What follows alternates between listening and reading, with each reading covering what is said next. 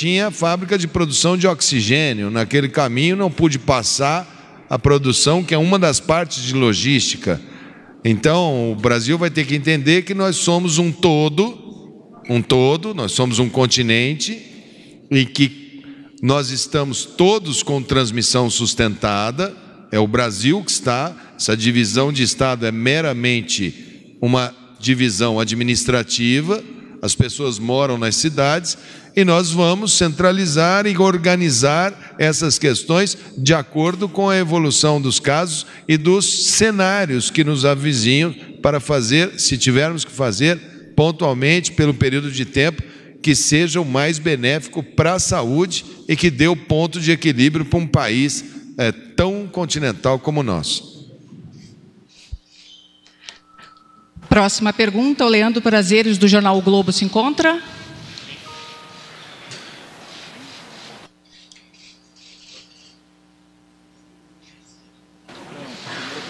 Olá, boa tarde, presidente.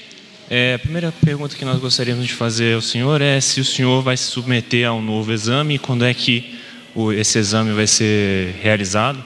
E a gente também gostaria de saber se o senhor já tentou entrar em contato com o Xi Jinping, mandatário da China, e como é que o senhor avalia esse desentendimento diplomático que houve mais nos últimos dias. Obrigado. Posso me submeter a outro exame de acordo com a orientação médica. Já passei pelo segundo teste e deu negativo. Quanto ao Xi Jinping, tem um canal aberto com ele, gozo de simpatia por parte dele e sempre me colocou à disposição. Não existe qualquer crise do governo brasileiro para com o governo chinês. Se a situação se fizer necessária, como talvez a semana que vem, nós possamos sim entrar em contato com ele, mas para tratarmos assunto de como poderiam nos ajudar, talvez com equipamentos, já que lá a curva já está na descendente, pelo que tudo indica, está controlado o coronavírus, para que possamos importar, comprar ou aceitar até doações para que venhamos tratar do nosso problema que pode vir se agravar nos próximos dias. Então, repito, o governo brasileiro não tem qualquer problema com o governo chinês, muito pelo contrário, somos países que comercialmente temos mútuos interesses. Esclarecimento. Fábio Murakana, Valor Econômico.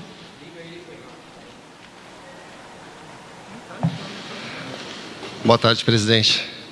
Só queria avisar o senhor que começaram a coletiva sem avisar os jornalistas e tinha segurança barrando a subida da gente aqui para o salão. Repetir, por favor? Repetir. A coletiva foi começada sem avisar os jornalistas e tinha segurança barrando o nosso acesso. Tem que ficar a gente esperto. pode voltar a estaca zero aqui. Me desculpa aqui, não foi. Alguém falhou? Emergência. Okay. Presidente, muitas empresas já começam, até a gente acompanhando a live do senhor agora há pouco, já estão começando a falar em demissões, né? Em paralisar a atividade. Eu queria saber se o presidente tem um plano, né, para atenuar os efeitos dessa crise que está só começando na economia e para preservar os empregos e para preservar também a atividade das empresas. Parabéns pela pergunta.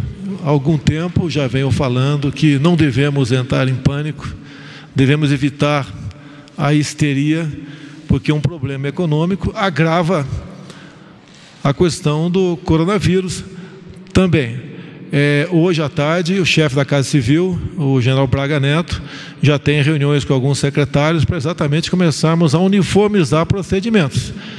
Teve um estado do Brasil que só faltou o governador declarar a independência do mesmo, com medidas como fechando rodovias, fechando aeroportos, que inclusive não é de competência dele. Então vamos uniformizar isso, porque a economia não pode parar. Mais ainda, como disse o ministro da Saúde agora há pouco, produtos são produzidos para combater a questão do coronavírus, que tem que ser transportados, ou de meios aéreos ou por via terrestre. Não pode cada governador tomar a decisão que ele ache o melhor. Então, isso está sendo coordenado, o gabinete para essa coordenação já existe e fará aí uma reunião agora à tarde com o secretário. No mais, sempre estive aberto aos governadores. A política não pode estar colocado acima de uma questão emergencial como essa que temos pela frente no momento. Pode falar. Bom, nós hoje apresentamos um resumo das medidas que nós já implementamos e que estão em fase de implementação. O nosso diálogo com o setor produtivo começou até antes do Carnaval. Inicialmente, a resposta das associações, dos grandes empresários, é que o risco era muito baixo e depois, com o desenrolar da crise, nós percebemos, assim como todo o resto do mundo, que vários setores começavam a ser afetados em escala. A partir daí, conversamos com mais de 200 entidades do setor produtivo, chegamos e elencamos com eles 32 medidas, 32 ações em 5 dimensões: dar fôlego ao fluxo de caixa das empresas, manter a oferta de bens e serviços que não pode ser paralisado. Às vezes alguns setores que parecem que não são essenciais, como por exemplo o setor de plásticos. Ora, se não chegar plástico na indústria de macarrão, o macarrão não é embalado e não chega nas prateleiras do supermercado. A indústria química, que se não produzir determinados ingredientes para o álcool gel, por exemplo, o álcool gel não chega para as famílias brasileiras. A partir daí, começamos também com planos de contingência, conversando com vários setores, para que esses produtos não faltassem, e continuamos implementando.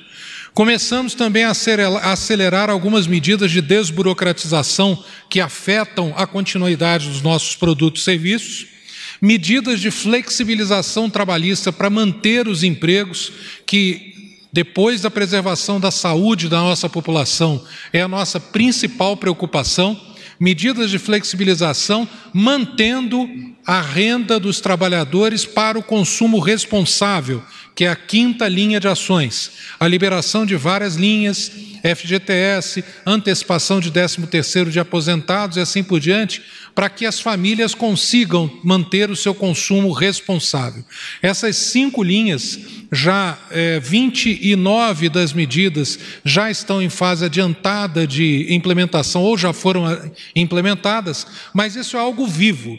Na medida em que nós tenhamos mais informações e saibamos o que acontece com a economia, nós implementaremos mais medidas, sempre em comunicação com a sociedade brasileira. Agora, o importante é que o povo brasileiro tenha a serenidade e o senso de urgência para proteger a saúde, mas, ao mesmo tempo, manter as nossas atividades econômicas básicas em funcionamento. Nós precisamos que os nossos trabalhadores, em número adequado, cheguem no seu local de trabalho, que esse local de trabalho seja preparado para evitar o contágio e que, com isso, medicamentos, bebida, água, eletricidade, transporte, assim por diante, sejam preservados como estão sendo até agora. O Brasil tem dado um exemplo, inclusive, de manutenção da nossa produção e vamos continuar trabalhando para isso.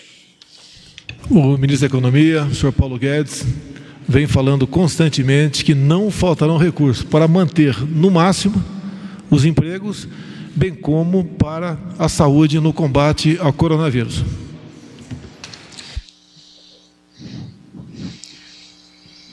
Próxima pergunta, Pedro Vilela, Agência Brasil.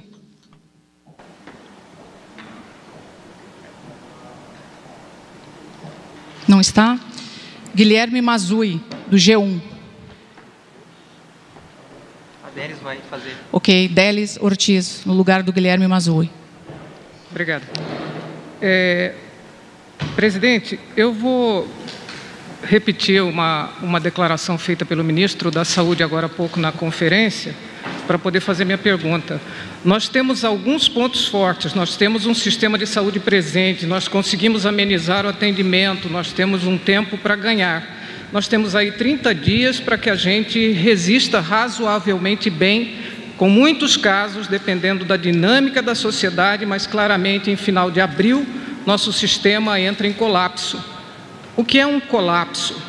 Às vezes as pessoas confundem colapso com sistemas caóticos, sistemas críticos, onde você vê aquelas cenas, pessoas nas macas. Aí o senhor fala que o colapso, que precisamos ter um plano, ter ordem judicial, etc. Eu pergunto, no entendimento do governo, o que é esse colapso, até onde se estende e o que realmente vai acontecer à medida em que o senhor não concorda com essas medidas de restrições tomadas pelos governadores, mas que outros países têm conseguido conter o avanço do coronavírus através dessas medidas restritivas, como a China, por exemplo. Vamos lá. Primeiro eu estava explicando para eles o que é colapso. Tem gente que não sabe, usa a palavra colapso. Teve gente que falou para mim, mas o SUS não é sempre um colapso? Gente que diminui o sistema de saúde. Não, não é não. O sistema com tumulto, o sistema com emergências superlotadas, eles têm no mundo inteiro e são pontos de problema da dinâmica da sociedade. Nós temos um sistema forte, nós temos um sistema com capilaridade nacional, nós temos 46 mil equipes de saúde da família, que cada uma cobre 3 mil pessoas, só ali nós temos quase 170 milhões de pessoas atendidas. Nós temos muitas forças. Se nós não fizéssemos nada, se nós não aumentássemos a nossa capacidade instalada, se nós ficássemos parados, olhando, nós teríamos um mega problema, porque esse sistema, do jeito que ele vem, sem fazer nada, você colhe um colapso. O nosso sistema ainda aguentaria, mesmo com a capacidade instalada normal, por volta de 30 dias. A Itália, que tem um sistema de primeiro mundo, muito bom, muito organizado, mas pela característica de ter uma população extremamente idosa, o tempo que ela suportou foi muito baixo. Nós temos alguns estados que nos preocupam mais. O Rio Grande do Sul é o nosso estado com a maior faixa etária. Nós temos a região amazônica, que praticamente não temos caso, e que é a nossa população mais jovem. Nós somos um continente, nós não podemos ter uma receita de bolo única para o Brasil. Nós vamos olhar, às vezes você para um pouco uma região, solta um pouco, abre aqui. O que não pode é fazer isso descoordenado, porque colapso ele pode acontecer não só por causa da saúde. Eu vi algumas medidas de governadores fechando estradas, como se o estado vizinho fosse o problema, que de repente paralisou a produção de oxigênio da fábrica que eu tenho, que vai ser o item que eu mais vou ter que garantir para poder prolongar o sistema. Então, nesse sentido, se não fizermos nada, continuarmos a 100 km por hora, toda a nossa sociedade a vapor, todo mundo fazendo as coisas desnecessárias ou não essenciais nesse momento, nós teremos um grande problema. O difícil é, e nós estamos fazendo isso, o que é essencial? Essencial é alimento. Se fechar tudo, como é que as pessoas vão se alimentar? Cloro para pôr na água no Brasil inteiro tem que ser colocado. Como fazer a movimentação dos medicamentos?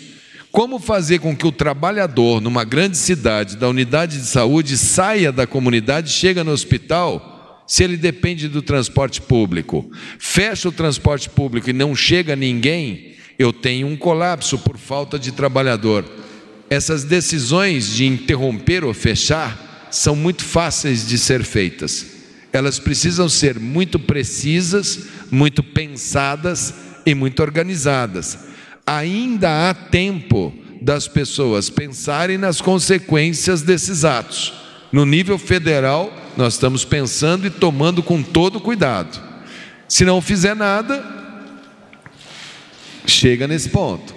Se trabalharmos duro, nós estamos ampliando, todas as cidades estão informando, ampliei o número de leitos, ampliei o número de CTI, ativei um hospital, ativei ala, coisa que a Itália não teve tempo de fazer, ela já pegou isso instalado. Então, nós vamos ampliando semana a semana, nosso sistema pode inflar, ele pode crescer, nós temos espaço para crescer, mas nós temos que fazer isso garantindo equipamentos, luvas, equipamentos de proteção industrial, num mundo que está todo mundo comprando. Isso é uma coisa que nos preocupa. Então nós estamos achando as alternativas, inclusive dentro do parque industrial brasileiro, coisas que não produzíamos e que agora, com o esforço dessa mesma indústria que estava aqui, vamos dobrar, triplicar a produção de ventiladores. Se conseguirmos, dentro de 3 semanas temos o número de ventiladores necessários para atravessá-la inteira. Então, se a China nos abastece com um pouco, já temos mais um tanto. Não é colapso definido que vai ser um colapso. É um quadro que nós temos que saber como enfrentar, aonde enfrentar. Adianta abrir leito de CTI agora em locais que nem tem caso em transmissão? Será que teremos uma epidemia em paralelo em todos os estados? Será que as medidas nos estados, nas cidades menores que conseguem paralisar mais, as cidades menores não podem ser o grande refúgio dos idosos? Tudo isso está no nosso cenário. Agora, pensar uma frase e falar assim, essa é a manchete do dia, aí não. É um cenário, nós podemos ter vários graus de problemas e vamos monitorá-los diuturnamente e trabalhar com todos, com os secretários municipais, estaduais, médicos, todo o pessoal de saúde, para que não tenhamos um colapso, como eventualmente você pensou a frase que foi dita por mim. É porque o senhor chegou a dizer há pouco que todos já estamos na situação de transmissão sustentada. Isso. Eu queria que o senhor explicasse melhor, porque a impressão que dá é que a gente já está na beira desse abismo do colapso. Calma. Nós temos estados que têm casos, por exemplo, meu Mato Grosso do Sul, parece que tem 9 casos. Lá tem 2,5 milhões de habitantes. Lá você tem uma cidade, Campo Grande, que é mais fortalecida. Vou falar de um que eu conheço. Todos os casos com nexo. Aquilo é uma realidade. Aí nós temos São Paulo, com uma curva mais à frente. Nós temos óbitos em São Paulo, aí você olha e fala assim, mas é um hospital de um plano de saúde que vendia plano só para idoso, seja concentrado dentro de um único local. É lógico que ele vai ter mais problema. Então a gente tem que saber isolar um problema pontual de um problema difuso. Agora, se cada um no Brasil começar a olhar e falar, São Paulo está tendo muita morte, fecha tudo para São Paulo. São Paulo é meu grande centro de logística de medicamento, de gás e de máscara, de tudo. Eu não tenho como chegar e falar assim, vamos tocar isso em vários estados sem contar com a integridade. Então eu acho que está na hora dos brasileiros entenderem o seguinte, nós brasileiros estamos todos dentro do mesmo barco.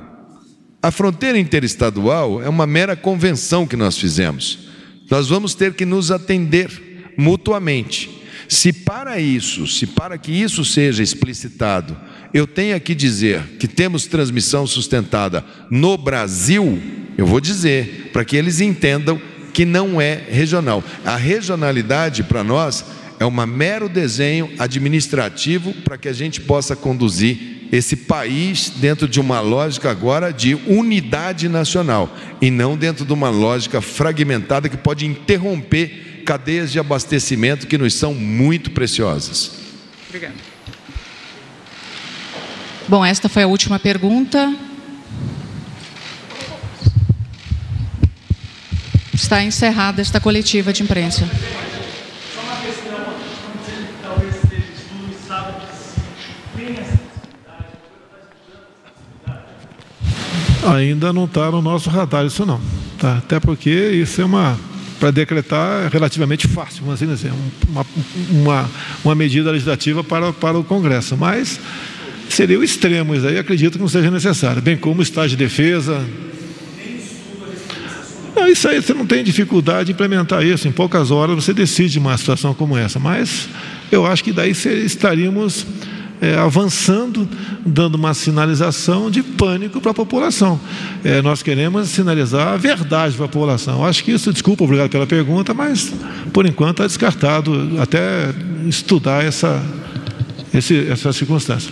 Presidente, eu posso só complementar uma questão? Eu acho que esse final de semana, esse sábado e esse domingo, vai ser um grande teste de maturidade da população, um grande teste de entendimento das mensagens. O final de semana cheio de praia, como a gente viu outro dia, e vamos ver esse final de semana. Eu acho que as pessoas estão gradativamente, as pessoas estão entendendo e as pessoas estão colaborando. Vamos ver se essa colaboração se cristaliza bem e vamos com muita calma, muita calma. Não há nada que a gente não consiga identificar, saber o momento certo, orientar, tirar os mais exaltados. Nós temos planejamentos de cenários para cada situação. No momento estamos no caminho certo, teremos sim estresse no sistema, serão dias duros, sim, mas nós temos que estar, brasileiros todos juntos, e vamos ver como é que vai ser o comportamento dessa sociedade nesse final de semana. A última pergunta. Presidente, boa tarde. Felipe Frazão, do Jornal Estadão. Há uma grande preocupação com relação ao estado de saúde do senhor. O senhor disse que pode se submeter, se houver necessidade, a um terceiro exame, disse que já fez 2. A pergunta é, por que o senhor, em nome da transparência, não divulga o resultado dos exames do senhor? O senhor poderia fazer isso? Eu sou uma pessoa especial pela função que eu ocupo, obviamente, tá? Mas fiz 2 exames, minha família fez também e deu negativo. Se o médico da presidência, ou até o ministro da Saúde, a qual eu sou subordinado por essa questão, achar que eu devo fazer um novo, sem problema nenhum. Várias pessoas do meu lado foram dado positivo. Tá certo? Obrigado pela sua preocupação, é só que você tem amor e carinho por mim. Fico muito feliz aí. Por isso que eu gostaria de perguntar se o senhor vai divulgar o resultado.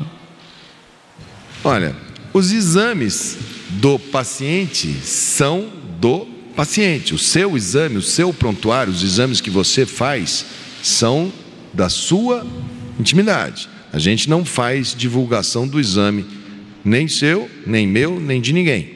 O presidente tem um médico assistente. Esse médico assistente é o médico pessoal da presidência. Ele tem como missão zelar pela saúde do presidente. A ele é dado o time e a maneira de monitorar. Se ele entender que o presidente precisa fazer um teste, ele faz. Se der positivo, como há uma possibilidade de você, minha, enfim, nós todos estamos nesse negócio, o que faz? Vai, comunica, estamos em casa. Por quê? Vai ter que fazer isolamento, vai ter que ficar em casa, como qualquer um, como eu posso ter que ficar, você, qualquer um. Não é nenhum fim do mundo isso daí. É uma coisa normal. Hoje eu conversei com o general Helena.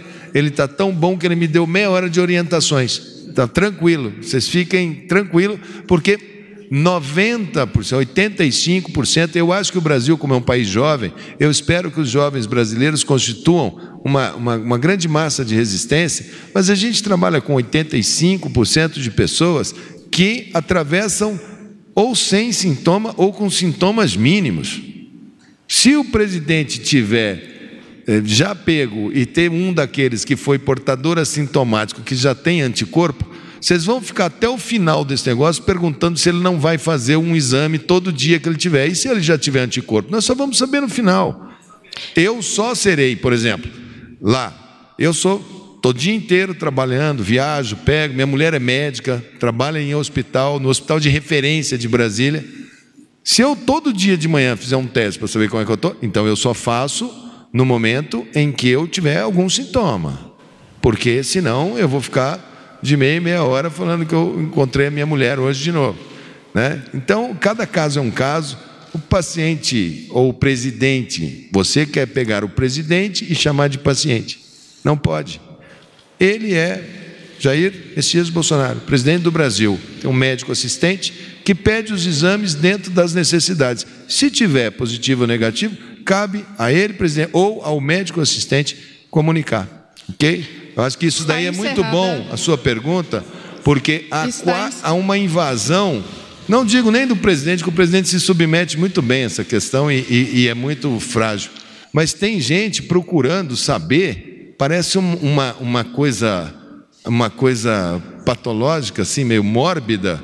Tem gente entrando dentro de sistemas de computador, de laboratórios, para saber nome de pessoas públicas que eventualmente tenham feito exame, gente. Isso tem que ter limite. Tem hacker entrando lá dentro para saber se a artista tal, se o apresentador de novela, se o cara da novela tal, porque isso rende notícia. né? Não pode ser assim. Calma. Oi? Não, isso a gente tem informação, porque como os sistemas estão tendo muito acesso, para a página do Ministério da Saúde entra lá, a página da vigilância, eles querem saber tanto, a curiosidade é tanta, que uma página que é calculada para ter, sei lá, 100 mil acessos, ontem teve 37 milhões.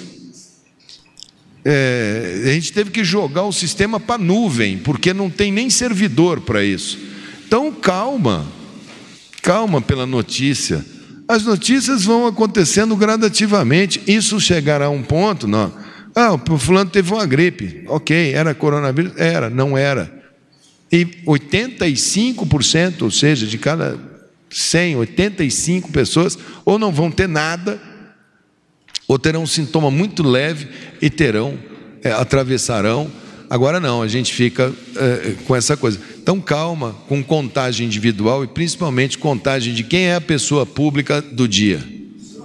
Está encerrada essa coletiva. Obrigada a todos. Depois da facada não vai ser uma gripezinha que vai me derrubar não, tá ok? Se o médico ou o Ministério da Saúde me recomendar um novo exame, eu farei. Caso contrário, me comportarei como qualquer um de vocês aqui presente.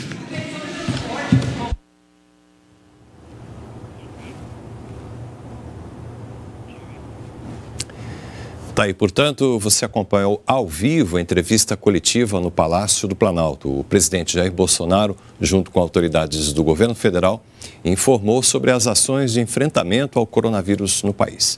Nós voltamos agora à programação da TV Brasil. Continue bem informado também pelas nossas redes sociais.